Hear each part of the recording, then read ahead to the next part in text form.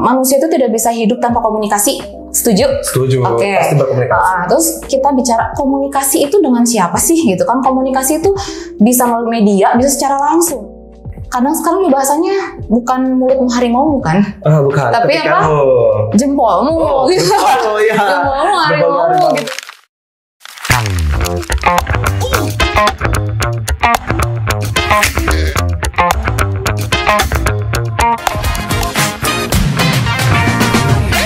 Siaran edukatif, ringan, dan unik. Assalamualaikum warahmatullahi wabarakatuh. Kembali lagi bersama saya dari Irawan di podcast Seru, siaran edukatif, ringan, dan unik. Biasanya nih yang di sini tuh suka Pak Bimo, tetapi pada hari ini singgasananya aku ambil nih teman-teman. Jadi milik dari Irawan. Wait a minute. Who are you? Nah, hari ini kita akan membahas topik mengenai komunikasi merupakan kunci dari segala kunci dan merupakan jurusan yang paling seru katanya nih teman-teman. Nah, sebelum mulai juga saya ingatkan, jangan lupa daftar di PMB Unibi ya teman-teman. Jangan lupa daftar sekarang. Nah, Ibu mau diperkenalkan sama saya atau mau perkenalkan diri sendiri? Oh enggak, dari tahu saya siapa enggak? Side eye. Nama saya Nisa Latifah Ikom. Saya dosen tetap di Prodi Ilmu Komunikasi dari tahun 2021 kalau nggak salah ya. Untuk bidang keahlian saya di ilmu komunikasi itu di komunikasi bisnis. Karena saya dari S1, S2 fokus di komunikasi bisnis. Terlebih sebelum jadi dosen, saya pun juga jadi praktisi di event organizer nih, Der. Baru tahu ya, Der ya? Wah, hebat banget nih ternyata. Nah, kebetulan juga kalau nggak salah nih di semester 3 saya dengar-dengar ada storytelling on business kalau nggak salah. Itu dosennya Ibu? Nah, dulu waktu awal ada mata kuliah itu saya yang pegang gitu ya. Tapi sekarang sudah mau berjalan 2 kali gitu sama Bu Bu Zulfa Nida. Iya, iya. Terus kebetulan juga nih pas saya scroll di IG Ilkom Unibi tuh, kalau nggak salah ada 2 peminatan nih Ibu. Ada peminatan apa sih yang pertama tuh ada penyiaran dan kedua itu ada komunikasi bisnis. Nah, saya koreksi ya. Siapa? Dari yang pertama ada peminatan komunikasi bisnis, yang kedua ada peminatan jurnalisme digital dan penyiaran. Nah, itu teman-teman tempatnya. Nah, aku ingin nanya nih Bu, kan Ibu tuh jurusan ilmu komunikasi tuh dari S1 sampai S2 nih, konsisten banget ya Ibu ya? Iya. Nih, apa sih awal mula nih yang memotivasi Ibu untuk memilih jurusan ilmu komunikasi ini? Dulu saya kenapa masuk ilmu komunikasi itu sebenarnya dari kacamata mahasiswa ya. Dulu kan zaman berapa tahun yang lalu saya jadi mahasiswa nih ya. Dari SMA ke mahasiswa mikirnya adalah dulu 12 tahun berkecimpung di matematika.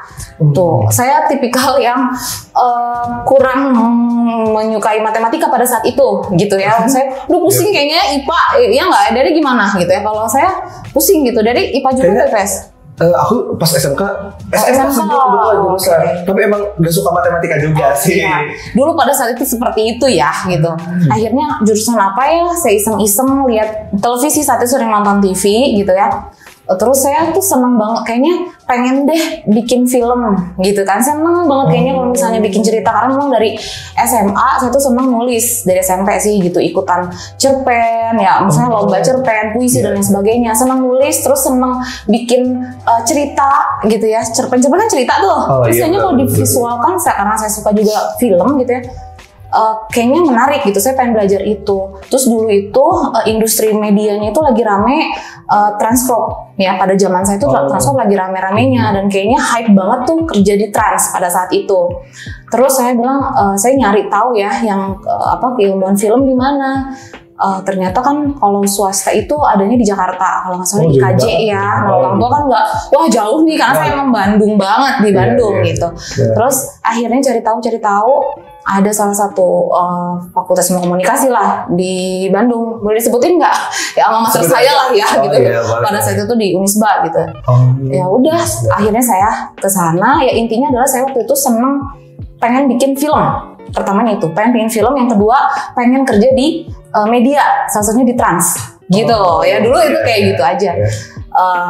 Yang melatar belakangi saya kenapa masuk ilmu komunikasi. Ditambah satu lagi, saya orangnya seneng ngobrol, Der, gitu. Terus gitu kayak seneng aja gitu interaksi sama orang baru gitu, kayak seru ngobrol sama orang tuh yang mungkin Derry juga beberapa kali ngobrol sama saya, kayaknya nggak pernah bisa di stop ya Der ya kalau kita ngobrol gitu ya.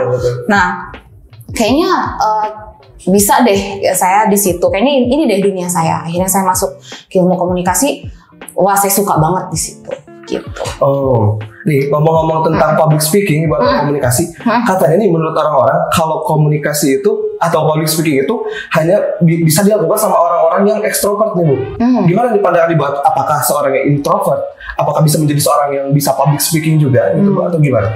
Kalau untuk saya pribadi ya, karena memang saya bukan ranah psikologi gitu ya, introvert, extrovert gitu ya, itu kan lebih ke psikologi ya. Tapi kalau saya sih pada dasarnya manusia itu tidak bisa hidup tanpa komunikasi. Setuju? Setuju. Oke. Pasti berkomunikasi. Terus kita bicara komunikasi itu dengan siapa sih gitu kan? Komunikasi itu bisa melalui media, bisa secara langsung. Betul. Gitu ya.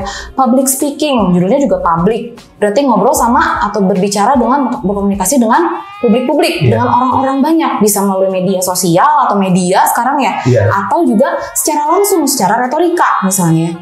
Terus kalau gitu, kalau introvert, extrovert nggak bisa dong. Menurut saya enggak menjamin yang extrovert tidak bisa public speaking, karena pada dasarnya secara manusiawi kita ini sudah dibekali komunikasi nggak sih sama Tuhan, gitu ya. Pasti. Bisa sih sebenarnya.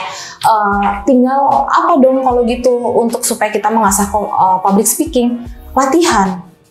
Gitu ya. Saya pun gitu sama, saya kan seneng berbicara gitu ya, seneng aja gitu. Terus tiba-tiba disuruh jadi MC, dulu di keluarga tuh sering banget gitu ya, karena orang komunikasi kan kayaknya MC gitu ya. Oh iya pasti udah. Relate nggak sama Derry kayak gitu? Pasti kayak ini jurusan komunikasi, udah deh kamu jangan jadi MC. Kamu aja MC, gitu banget kan. Udah kamunya MC. Nah saya pertama juga deg-degan atau gimana ya, walaupun mungkin kata orang-orang saya ekstrovert, tapi mungkin untuk circle lain saya tuh ekstrovert mungkin ya, gitu kan. Kadang kita nggak bisa selamanya bilang kita introvert atau ekstrovert ya, kalau menurut saya sih seperti itu. Nah pada saat saya disuruh tiba-tiba ke keluarga yang memang jarang ketemu, tiba-tiba suruh jadi MC, kebayang nggak tuh deg-degan ya, sama aja deg-degan ya. Akhirnya apa? Saya punya modal satu, keberanian dulu, karena saya ya udah berani dulu aja. Kedua emang senang ketemu orang gitu ya, dan ketiga saya belajar ngasah diri. Dari mana belajarnya? Ya tentunya ada di kuliah dong, ada mata kuliah public speaking dong. Nah di Unibi pun juga punya itu gitu ya.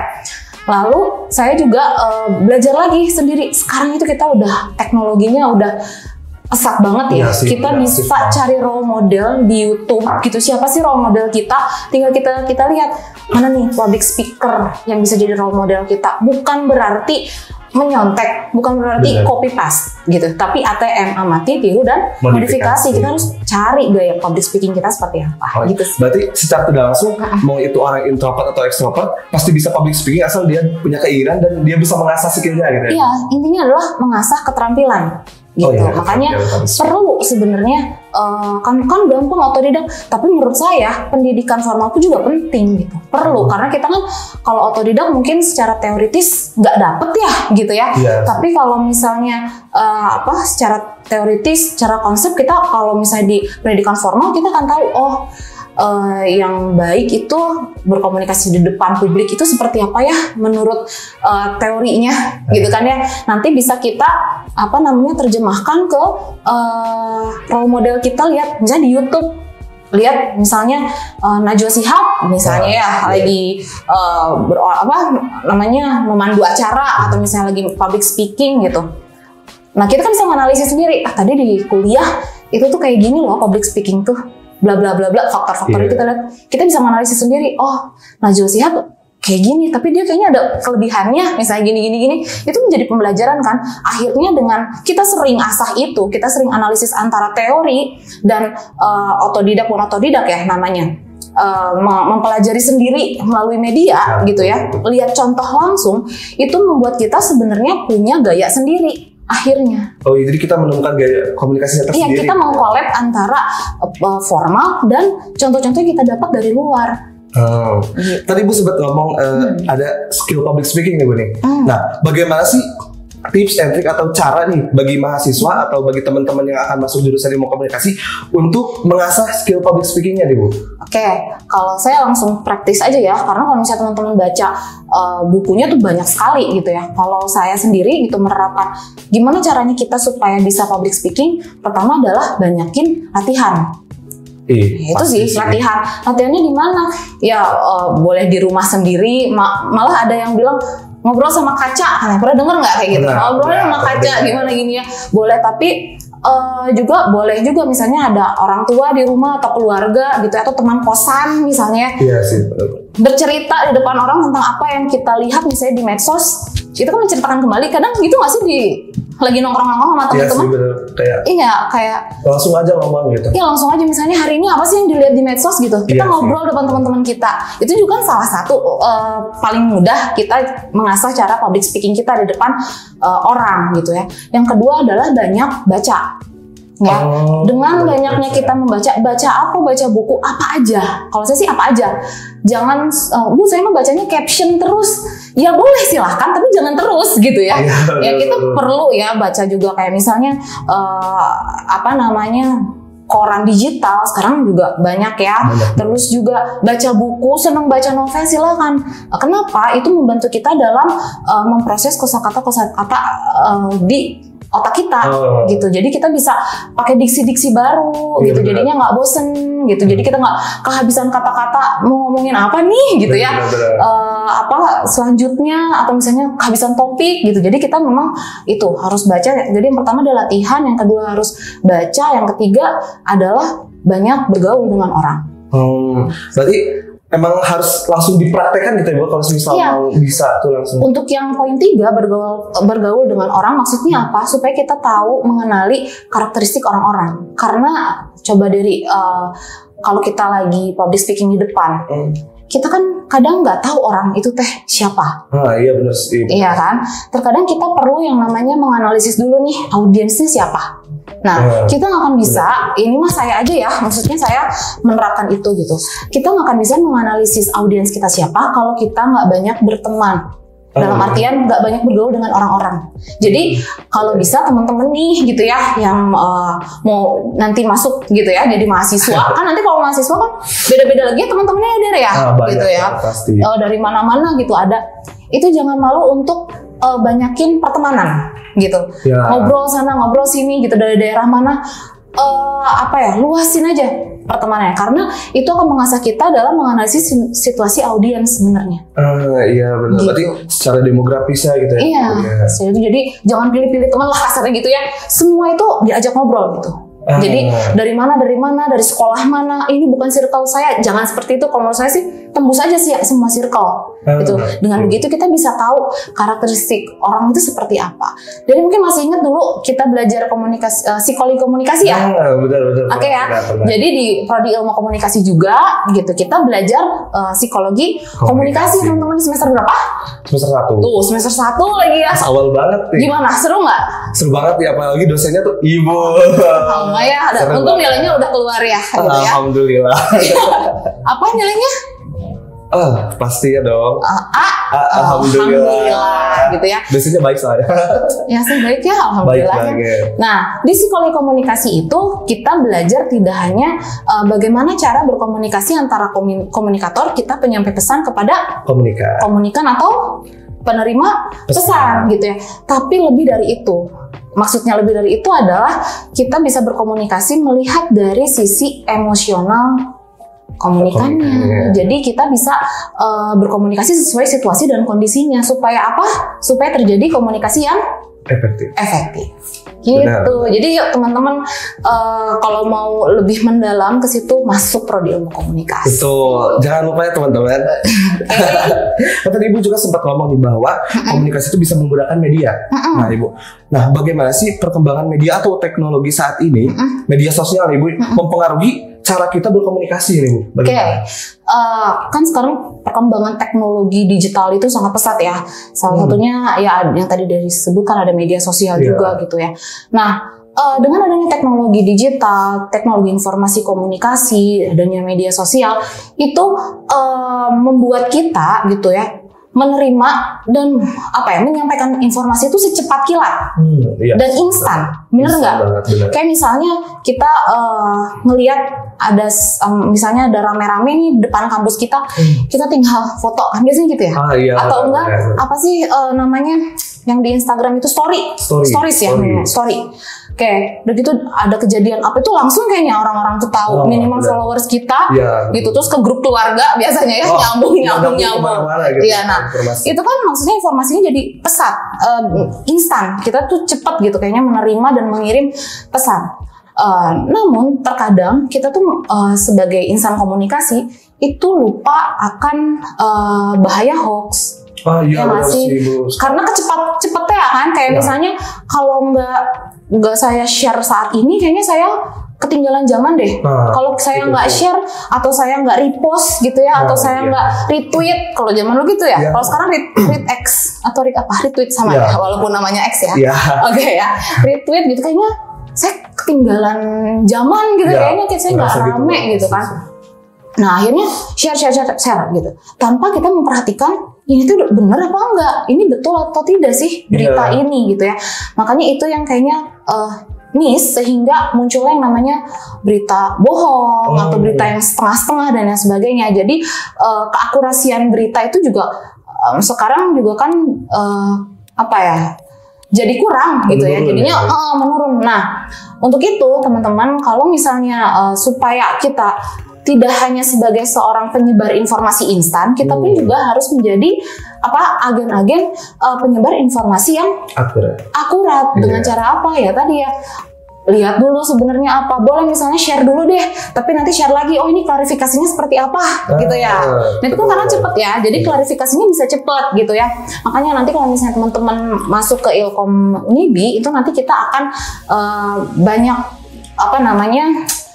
belajar gitu ya tentang etika, netiket gitu ya, bermedia sosial, bijak bermedia sosial juga, karena memang itu sudah menjadi tantangan dan makanan kita sehari-hari nggak sih? Iya, kalau buat sekarang zaman sekarang. Coba bangun tidur buka handphone nggak? Iya, kebetulan nggak ada jam di kelas jadi lihat handphone. Oh jam, setelah lihat jam kemana? Biasanya tuh kalau ada TikTok, ada Instagram tuh langsung Instagram kan? Iya, sama saya juga gitu ya. Kadang langsung buka Instagram, ada apa sih hari ini gitu kan ya. Nah lihat buka, terkadang juga kita suka terlena sama handphone kan. Lihat ini ada apa. Akhirnya apa? Bisa kita share misalnya ya, atau misalnya kita ngobrol sama teman kita setelah ketemu. Tadi saya pagi-pagi lihat ini nih. Tapi kan kita harus tahu kebenarannya seperti apa dong dari teknologi. Gitu sih. Iya sih Bu. Nah kan tadi ngomongin juga tentang itu ya Bu, tentang media sosial gitu ya Bu. Nah sesuai dengan tema kita nih Bu, menurut Ibu ada nggak sih Bu hal-hal yang harus kita hindari, yang harus kita ketika bermedia sosial gitu ya Bu? Ya banyak ya, yang tadi saya bilang etika dalam bermedia sosial. Seperti yang mungkin teman-teman tahu ya, kita kalau dalam bermedia sosial jangan sampai menyinggung sara gitu ya. Terus juga tidak ada unsur menjelek-jelekan orang, instansi gitu kan ya. Dalam misalnya itu dalam pergaulan, kalau misalnya dalam kadang kan media sosial juga sekarang nggak cuma dipakai untuk jejaring sosial kan, tapi juga dipakai untuk bisnis misalnya. Betul banget. Kan? Atau untuk jualan gitu ya, untuk cari cuan gitu ya, iya cari kerja. Sekarang. Nah misalnya promosi lewat Instagram, terus menjelek-jelekan produk lain juga nggak boleh gitu. Jadi intinya adalah ikuti norma-norma yang berlaku yang ada di Indonesia seperti apa. Sekarang juga ada undang-undangnya ya, boleh teman-teman cek walaupun aduh ngapain sih kita baca ya, kita juga perlu ya baca-baca seperti itu. Jadi intinya adalah tidak memojokkan, menjelekan orang lain gitu ya, tidak menyinggung sara, agama, ras gitu ya. Nah itu karena kita semua kan satu gitu kan ya. Terus juga ya kadang sekarang bahasanya bukan mulut harimau bukan? Bukan. Tapi apa? Jempolmu gitu. Jempolmu harimau gitu ya. Jadi hati-hati juga teman-teman dengan jejak digital. Benar sih Bu. Ya. Oke. Berarti itu apa sih kayak akan mempengaruhi kerja kita ya Bu nanti. Kalau sekarang tuh katanya kalau misal mau kerja tuh kita dilihat dulu nih jejak digital kita gitu. Iya. Berarti kayak kita harus bijak gitu dalam Iya. berkomunikasi di media sosial gitu. Oke, nah saya juga setuju tuh. Saya pernah juga ya mendengar itu gitu. Saya lupa waktu itu ikutan seminar karir gitu kalau nggak salah gitu. Lupa zaman awal-awal mau lulus gitu ya. Oh, Kan iya. kita suka ikutan ya supaya untuk ngasah keterampilan. Iya benar. Nah, katanya memang ada beberapa human resources development atau HRD gitu pada saat kita melamar itu melihat track record media sosial kita gitu ya. Oh, iya. Dari mulai akunnya, nama akunnya katanya gitu ya. Saya sih nggak tahu juga karena saya bukan HRD ya. Iya, Koreksi betul. saya kalau salah gitu ya. Tapi dengar-dengarnya seperti itu ya. Dari pun juga tadi bilang kayak gitu. Mungkin ya Der, ada beberapa yang seperti itu. Mungkin ya melihat karena iya. apalagi sekarang mah gampang ya, tinggal ngetik nama kita pun sekarang udah muncul di mana-mana Iya, kayaknya. benar banget itu. Oke. Nah, kalau semisal ngomongin kerja nih Bu ya. Kan tadi kayak sempat ngomongin kerja nih. Kan katanya nih ada beberapa statement katanya kalau jurusan ilmu komunikasi itu kayak tergantikan nih Bu sama jurusan lain. Kan kalau susah ngomong doang, jurusan lain juga bisa nih. Nah, gimana sih Ibu menurut pandangan Ibu tentang prospek kerja ilmu komunikasi ini Bu? Oke, prospek kerja ilmu komunikasi itu sebenarnya besar, banyak banget ya. Kalau untuk di program studi ilmu komunikasi ini punya yang namanya capaian lulusan gitu ya. Nah, lulusan kita tuh diharapkan nantinya untuk komunikasi bisnis, kalau di komunikasi bisnis ini menjadi humas, misalnya humas suatu perusahaan swasta maupun negeri gitu ya, humas pemerintahan misalnya gitu ya, atau menjadi pengelola acara, event organizer gitu ya. Ya, event organizer juga kan. Saya juga alhamdulillah ada 3 tahunan ya di event organizer gitu. Dan itu menurut saya kerjaan orang komunikasi banget. Walaupun misalnya memang ada teman-teman saya yang memang bukan anak dari lulusan ilmu komunikasi, tapi sebagai saya yang keluar dari ilmu komunikasi, untuk menanggapi kerjaan di event organizer itu lebih mudah karena kita udah belajar teorinya. Betul. Yang tadi saya bilang akan berbeda dengan orang yang memang hanya berangkat dari lapangan saja misalnya ya, tapi teorinya enggak. Itu bisa juga, tapi mungkin akan solvingnya mungkin akan lebih lama misalnya. Kalau ini mah pengalaman saya sendiri karena saya dulu pernah kerja di ilmu komunikasi, lulusan ilmu komunikasi kerja di event organizer itu lebih mudah menurut saya gitu. Terus selain itu juga bisa juga jadi kalau di media itu wartawan pastinya ya, reporter, ya presenter gitu kan.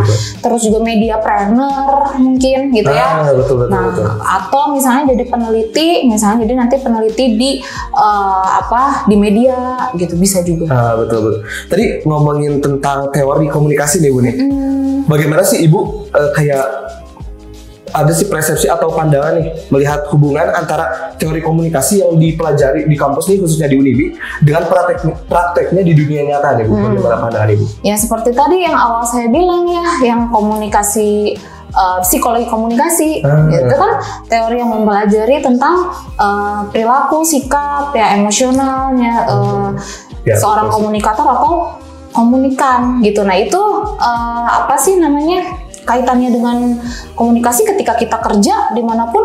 Kayak misalnya contoh saya minta tolong ke Derry, ini ada kerjaan, mau ngasih kerjaan, saya kan harus melihat dulu dong secara psikologis gitu ya, gimana dengan belajar ilmu komunikasi, psikologi komunikasi khususnya, kita bisa tahu ini orang atau teman kita ini siap atau enggak sih menerima kerjaan dari kita.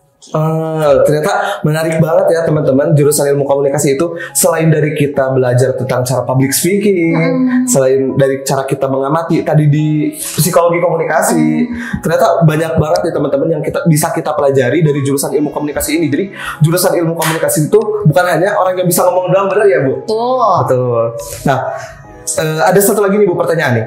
Apa saran Ibu nih untuk calon-calon mahasiswa nih, khususnya buat maba-maba nih yang mau masuk jurusan ilmu komunikasi? Apa sih yang harus dipastikan agar mereka bisa memanfaatkan peluang belajar mereka secara maksimal deh Bu? Oke, pesan buat maba-maba, calon mahasiswa yang mau masuk ke prodi ilmu komunikasi gitu ya. Intinya adalah siapkan diri kalian, siapkan keterampilan kalian gitu ya di dunia komunikasi. media sosial misalnya, teman-teman khususnya senang senang tampil misalnya ya, atau senang kayak saya gitu bergaul dengan teman-teman yang lain gitu ya. Untuk masuk di program studi ilmu komunikasi, karena masa depan cemerlang kalian sebagai insan komunikasi itu adanya dari sini. Nah, buat teman-teman juga jangan lupa buat daftar di program studi ilmu komunikasi Unibi nih teman-teman. Kebetulan sekali Unibi hari ini atau saat ini sedang membuka PMB gelombang 3 di teman-teman. Masih dibuka buat teman-teman yang ingin mendaftar jurusan ilmu komunikasi yang tertarik dengan dunia komunikasi, silakan untuk daftar di pmbunibi.ac.id ya teman-teman, di jurusan ilmu komunikasi tepatnya. Nah, itu dia Ibu untuk episode kali ini. Buat teman-teman, terima kasih telah mendengarkan podcast seru bersama saya dari Irawan, siaran edukatif, ringan, dan unik.